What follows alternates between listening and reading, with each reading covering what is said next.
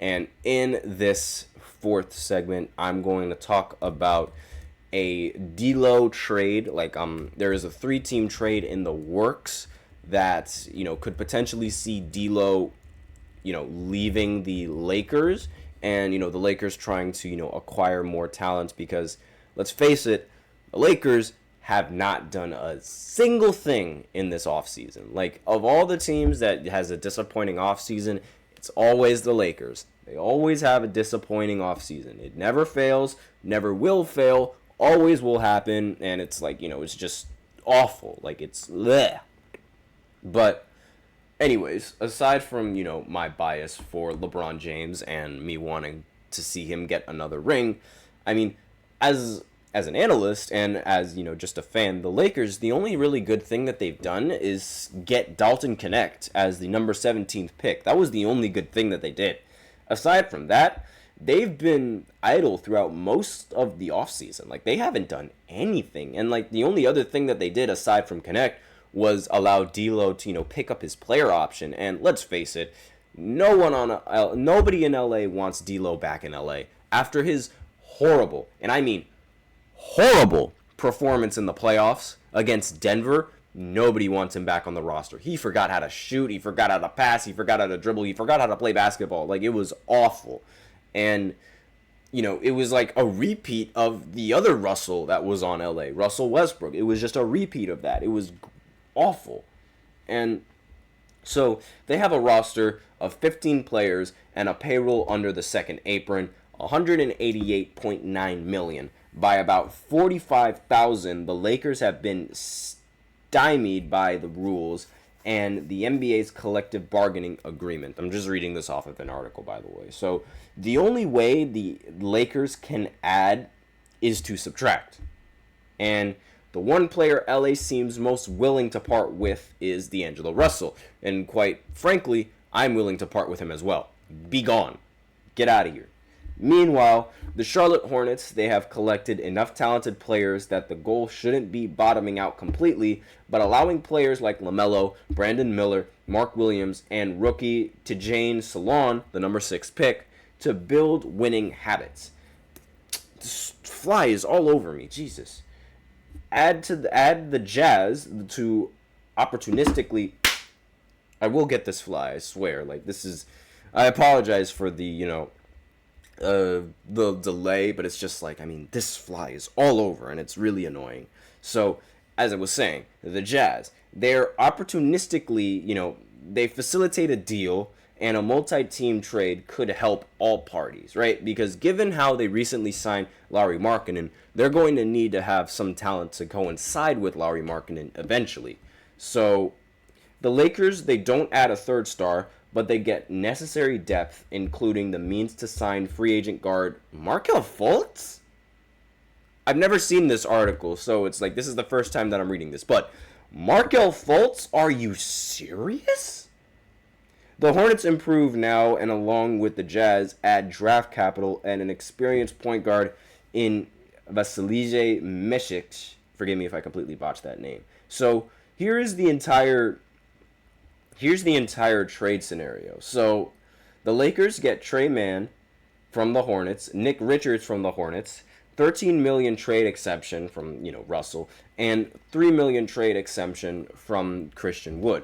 The Hornets would get Russell from the Lakers, Jalen Hood-Schifino from the Lakers, Cam Reddish from the Lakers, Christian Wood from the Lakers, second highest 2025 first rounder from Cleveland Cavaliers, Minnesota Timberwolves, or Jazz, and $1.1 million trade exemption from Richards.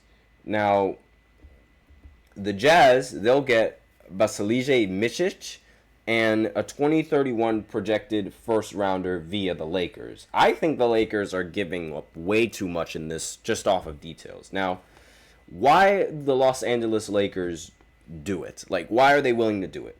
In hiring J.J. Redick to coach the roster, the Lakers stress the importance of player development. The team needs to get younger and, frankly, cheaper with the new rules. Instead of chasing a 30-year-old vet on a heavy multi-year deal like Jeremy Grant, LA breaks Russell's contract into parts. Mann, 23, with the number 18 pick in 2021 and is a more ready point guard prospect than Hood Schifino. He's due an extension this summer, or the Lakers can wait for restricted free agency in 2025. Richards, 26, is a legit 7-foot center earning $10 million over the next 2 seasons. His second is non-guaranteed. So the Lakers thinned out some of the roster glut, sending out 4 players for 2. With the salary reduction, the team should be able to give Fultz, the best available free agent point guard, a $5.2 million starting salary via the taxpayer mid-level exception. Now, I'm going to stop the article right there. If you are trying to get Markelle Fultz on your team, don't. He is arguably a bigger bust than Ben Simmons. And that's not exaggerating. He was drafted number 1 by the Sixers, just like Ben Simmons. He was expected to be a very talented player, just like Ben Simmons. And just like Ben Simmons, he can't shoot. And it doesn't make I don't understand what is going on. Like, the Lakers, they're never going to win a championship like this. This is the worst job that a front office has done for LeBron. Oh, yeah. Even worse than Cleveland. Way worse than his first stint in Cleveland. I don't care with that, LeBron didn't have help in there. He was able to make the playoffs way more times than he has with the Lakers, despite the fact that, it's awful. The way that the Lakers have been handling it is awful. And the fact that you have 2 all-star talents, 2 Hall of Famers, and you can't even make the finals with them is disgusting. It is appalling. And these Olympics are to show for it, because LeBron is still the best player in the league, and Anthony Davis is still one of the better bigs in the league. And it just shows that these two, when they play together, they're just the best. Period. Done. The team around them, awful. God awful. And signing Markelle Fultz, even worse, if that's even going to be the case. So, fixing the 2024-2025 Lakers in one trade is improbable, as the article says. The Lakers lose shooting with Russell, but he struggled to bring that consistently in the postseason anyway, so that doesn't really matter. Instead, the team adds depth at the point, size in Richards, and the financial roster flexibility to bring in additional players, be it at a minimum or up to $13.7 million via the Russell trade exemption. I'm not a fan of this deal. I'm really not a fan of this deal at all for the Lakers. The idea of making a good team is replacing D'Angelo Russell with Markelle Fultz, no. Wow, it's raining over there in those Olympics. But anyways, yeah. No, that is an awful way to go about it. And I don't agree with this at all. But let me know in the comments what you guys think about it. I'm not going to talk about any of the other teams and, their stances because, quite ironically, I think those teams, they don't have any chance as it is. So this was just supposed to be about, the Lakers. So I'm just going to keep it about the Lakers. And yeah, that's really all that I have to say. So with that being said, I'm going to go ahead and go into the 5th and the final segment where I talk about the official FIBA MVP ladder. And given after, this was before the semifinal rounds, but again, I'm just going to go ahead and give off what I think about the ratings, what I think about the placements. Do I think, they deserve to be there, or, this, that, and the other? That's really what I'm going to be talking about. So be sure to tune in after this short break.